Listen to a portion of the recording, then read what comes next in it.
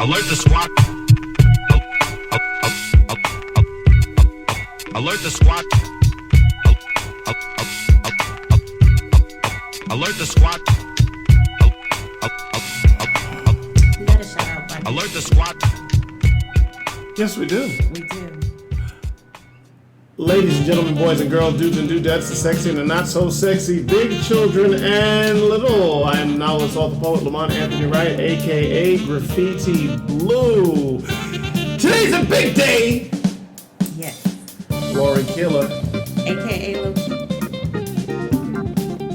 For the people who are just joining us and have no idea what LoKee is, if they can't put it together, could you explain Keeler, LoKee? Yes. So my nickname is Lo, short for Lauren. The last name is Keeler. Friend of mine put Lo and Key together, and it's stuck ever since. That's the quick version. I like the quick version. We got a lot to discuss today. Yes. I loved your idea of what you wanted to talk about, and what Lauren wanted to talk about, or LoKee wanted to talk about, was how do you know you're done, truly done, your words, in a relationship? Wow. There's nothing new under the sun, Lauren. So I actually, when you told me this, I took to the internet and I saw on, I want to give them the proper respect, on lifehack.com. The most interesting thing that I saw was top 12 signs it's time to move on from a relationship. So to kind of stay on message, what I wanted to do with you, or what we agreed, was, you know, since this was already done, we would put the LoKee and Graffiti spin on this, on our thoughts on this, which I thought was the most comprehensive thing. That was a look at it. Sound good to you? Sounds perfect. Okay. Let's dive in. Well, let's get right to it. What these 12 are. So I'm gonna go here and we'll go 1 through 12, starting with number 1. And their number 1 thing is when you live in past memories more than present. Talk about it. I think for me, it's really like when you first click with someone, you know, everything just seems perfect. Like even their flaws in some ways seem perfect. Yeah. And you kind of like reminisce on how things were. Like everything was electric and exciting, and you'd get butterflies or couldn't wait for them to call you or text you or see them. And sometimes when things get stale or are even dying, you hold on to that, like those memories, and go, maybe we can recreate that somehow. Or how can we get that feeling back? Or just savoring those moments so that it makes the present seem not so bad. This is what you said was a lot to unpack. And this whole topic is a lot to unpack. The thing that jumped in my mind, Lauren, was one thing that I heard in respects to marriage. And the quote goes, when people say I do, they think it means I did. Meaning, like, I've already got you now, so I don't have to be who I was in order to get you. I did all of that stuff. I was the consummate mother whore. I was wine and dine, treat you fine, 69 when it's time, all of that stuff. I was Mrs. Romance or Mr. Romance, right? I did all of that stuff to get you. Now you're here. You know what I'm capable of. I should not have to do that anymore to maintain you. You know what I'm capable of. So me saying I do in the marriage sense means I did. I think that is the most preposterous thinking you could ever thought you could ever have, or thought process that you could ever have. But going back to your point, yes, new love is a wonderful thing. It's addictive. love without history, and it's filled with mystery, right? New love is fantastic, and it made me wonder why new love was so good.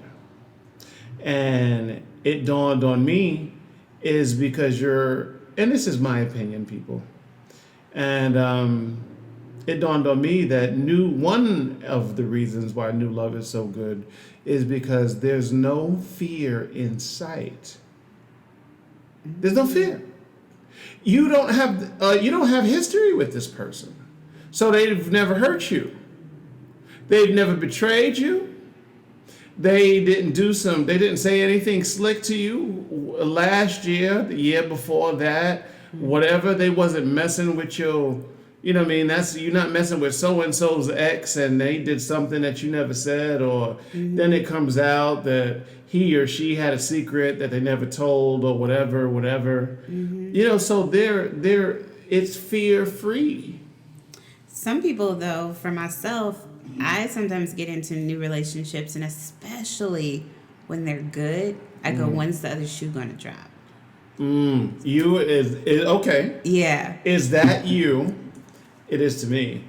But do you believe this? Is that you introducing fear? Yes. Into it? Yeah. And definitely. I think that there is a self-sabotage element to relationships. For sure. And that hurts. Especially, I was very in love. I'm a romance writer, God damn it. When I love, I love hard. That's okay? I want to live the fantasy that I write about. I study love, all of its nuances. So, knowing what self-sabotage is, when your partner that you love dearly is doing their best to derail that love train, we're speeding. Yeah. We're gonna be shacked up, married, or both. I need to throw a freaking crowbar underneath the wheels of this train. Listen. You know what I mean? Let me find everything that's wrong with you. Everything that I once loved about you, I now hate about you. I'm scared. Woo! When you see someone you love burning love's house down that you built together, that shit fucking hurts. Yeah. So, do you have any advice for anybody who sees that happening? I think it's really just being aware. Like for me, I used to kind of go like, oh, red flag, or like just, is this the shoe? Is this the shoe? You know, like always waiting for something, and then going like, I'm bringing all of my trauma or fears into the situation when I don't need to. Right. And so like that self-awareness has like allowed me to grow and be more vulnerable and open in relationships, because before I was like, I'm only going to let you get so close. Okay. And I'm kind of waiting for you to do something to trigger me. Okay. So then I can just be like, sis, you proved me right. I knew this wasn't going to work. And you're, wow. Yeah. Okay. Yeah. And you're sweet as pumpkin pie in July to me. Thank you. But I know sweet people's MO. Let me tell you, America, let me tell you, America, anytime you find somebody super sweet, do not cross them. There is a reason they are super sweet, because they know when they turn the other direction, it's way ugly, and it's typically proportional. So it's directly proportional. So a person is as amazingly sweet as their potential to be dark and ugly. So they're choosing to be sweet. You know what I mean? But you don't want to freaking cross them. See, if you meet a bastard and they're already mean, you pretty much know what you're going to get. You're like, okay, I know what you're capable of, whatever. Yeah. Humble, sweet people, they're either going to be Jesus and come back from the dead and slap you with a big bowl in their hand, or they're going to put you in a van. And you don't want to be put in a van. And Lauren has a van. Didn't know I knew. I saw the registration. I don't understand why you're trying to put me on blast right now. Like, for real. I'm just... because I love you. I feel it. As far as this goes, though, in context, I don't want to stay. We got 12 to get through. I don't want to stay on this for too long. But what I believe they mean of when you live in the past, when you live in past memories more than the present. So what I feel they mean in the context of this, when do you know you're truly done? Mirror of Minds podcast, shout out, commercial, is that if you're unhappy today, you know what I mean, and the only reason you're staying is because of what happened during new love. Mm-hmm. You know what I mean? And you're trying to, it's like your first hit of cocaine. You're trying to chase that first high, right? Mm-hmm. You know what I mean? You're trying to chase the first high, which you probably will never achieve again. You know what I mean? And that's with anything in life. Right. It's never as good as the first time. Sade said that. Yes. Uh-oh. Yes. Are they right?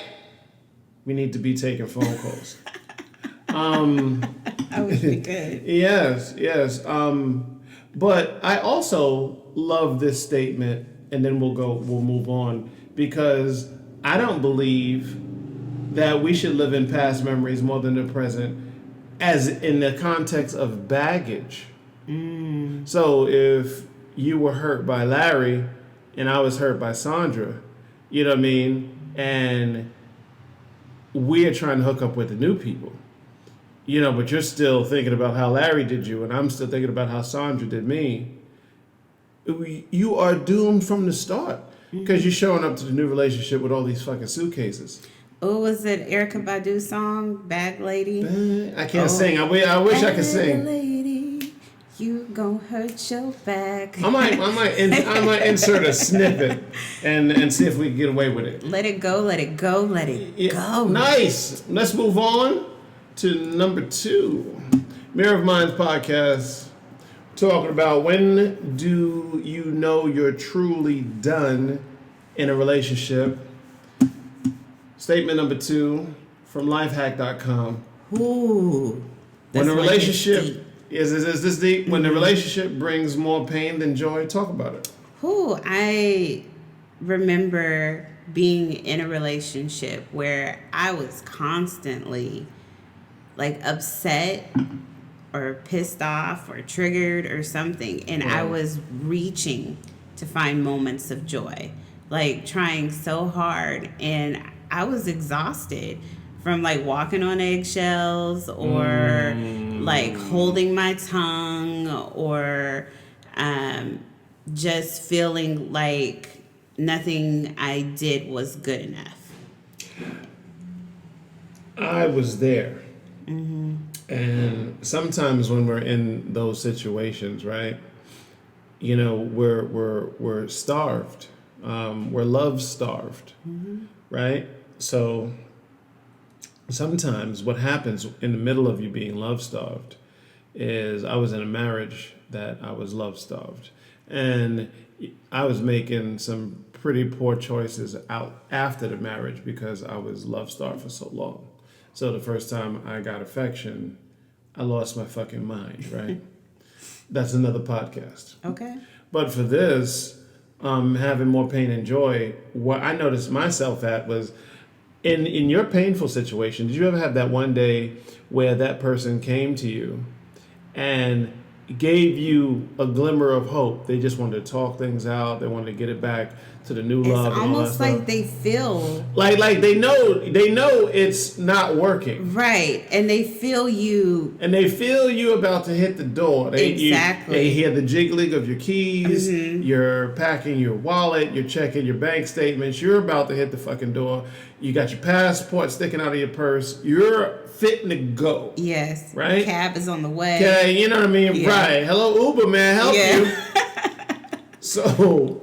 You know, and then and that's, it hurts, you know what I mean? Because then they give you that glimmer of hope and you're like, well, damn, maybe there is something salvageable here. Well, they kind of give you a taste of the past like we were talking about in the first Right. first slide, where it's Right. like, oh, they're giving you the little taste. You kind of get that high again, and then you're like, okay, I can ride this out, and then yeah. Okay.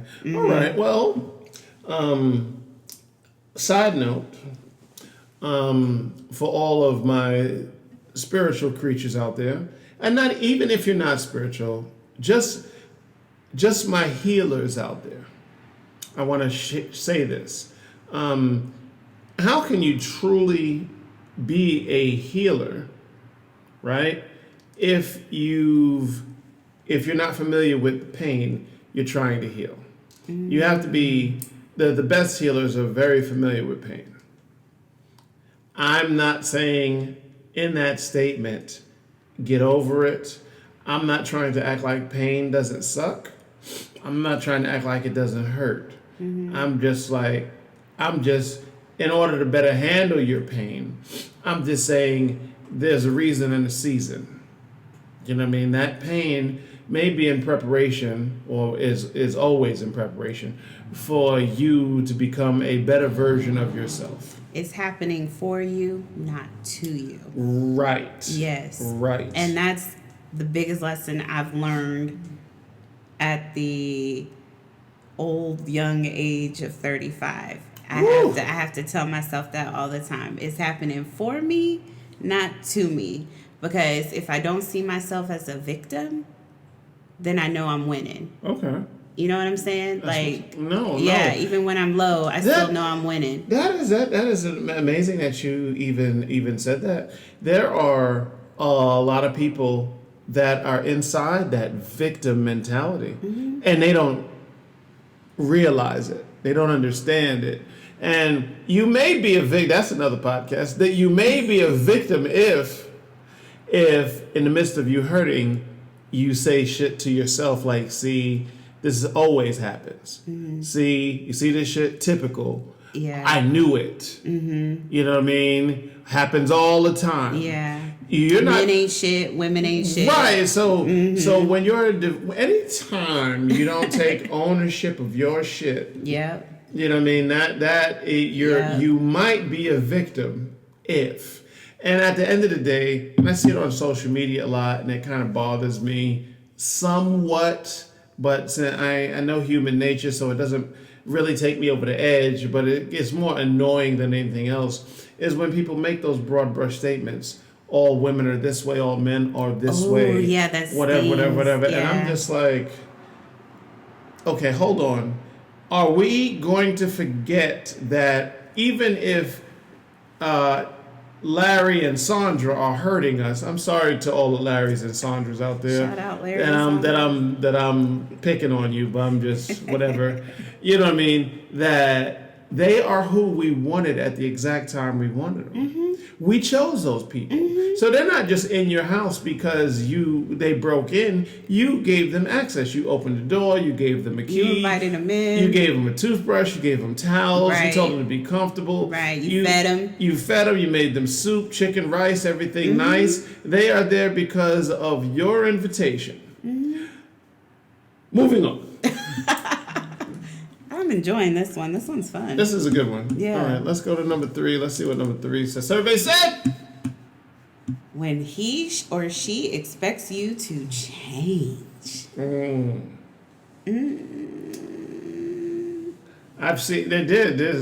It's one of the shortest statements, but there's so much to say. It's loaded. It's loaded.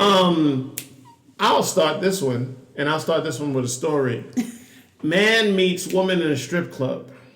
This actually happened. This is a true story. I'm gonna leave the names out of it because I don't want to put them on blast. Larry and Sandra. Man, let's say Larry and Sandra. Okay. Larry meets Sandra in the strip club.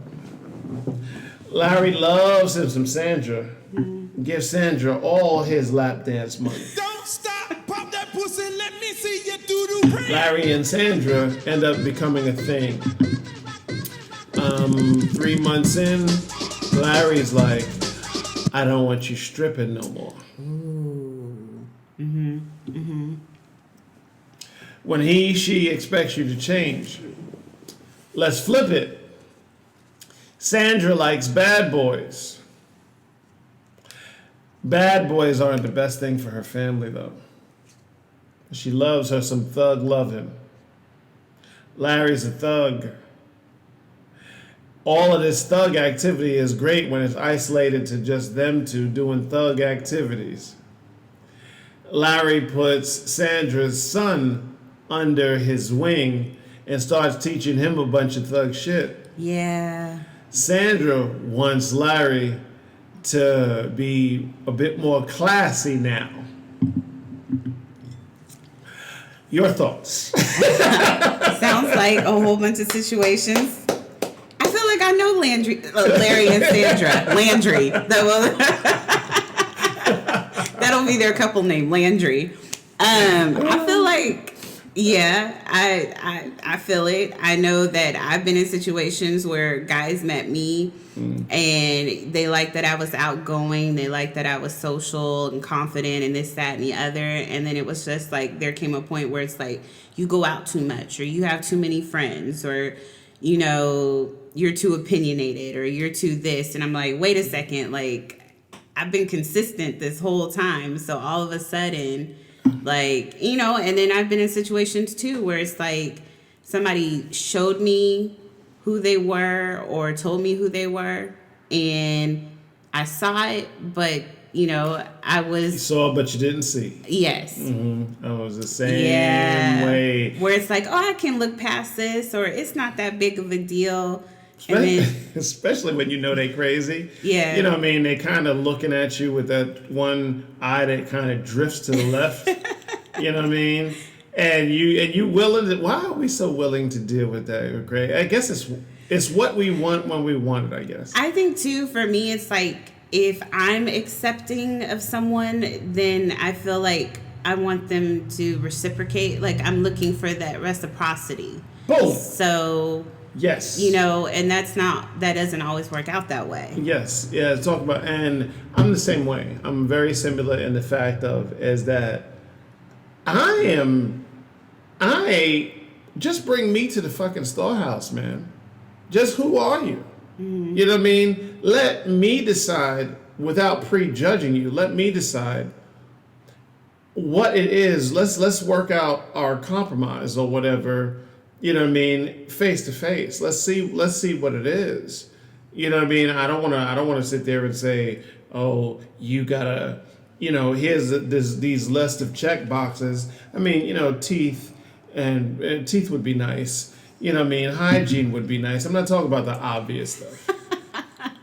Teeth are important. You follow what I'm saying? I like teeth. Oh, whatever. And you know you just don't want a serial killer, rapist, you know, R. Kelly, abusive closet type. I'm a slash your with tires. All these issues. You know what I mean? You don't. Yeah. I'm pretty sure you don't want to date a man, and 6 months in he's just like, you know, I really think I'm a woman, or vice versa. No. You know what I mean? Or any of that stuff. So you know, I really don't expect people to change, but like you, I transpose that compassion onto other people. I think because I have it, you know what I mean, that people will take me at face value, mm-hmm. and then after they see firsthand what I'm about, then decide for themselves, be like, I wonder if this is, you know what I mean, is something that I don't have a problem with or whatever, you know what I mean? So I don't expect people to change.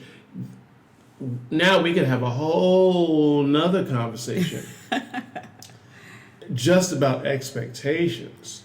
You know what I mean? Because this word right here, to me, is way more expects.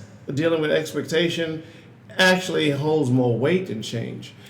Because, my personal view, evolution is imminent anyway. There's no way you're not going to evolve. Right. And that's what I was going to say is like there's a difference between change and evolution or growth. Okay. So like for me, I don't expect someone to change who they are at the core, but I would kind of expect them to grow. Okay. Because I don't feel like we're ever done growing as individuals. We might stop growing physically, but mentally, emotionally, spiritually, there's always room for growth. Right.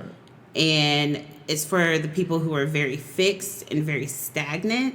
That's where it's kind of like, oh, okay, like how long can I kind of like slow myself down and see if you're gonna catch up, Yeah, right, and or keep up, and that goes along with expansion. And let's say they are evolving, but they're not evolving at the pace you want them to. Mm-hmm. They're changing. They're starting to get it. Some people learn slower than others. Doesn't mean they're dumb.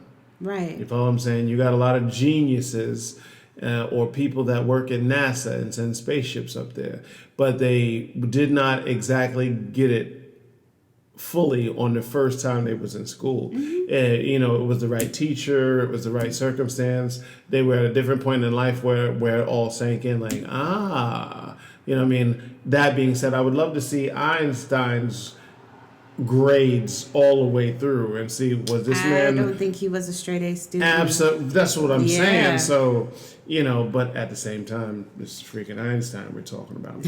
So, you know, so my people out there, I would not expect change.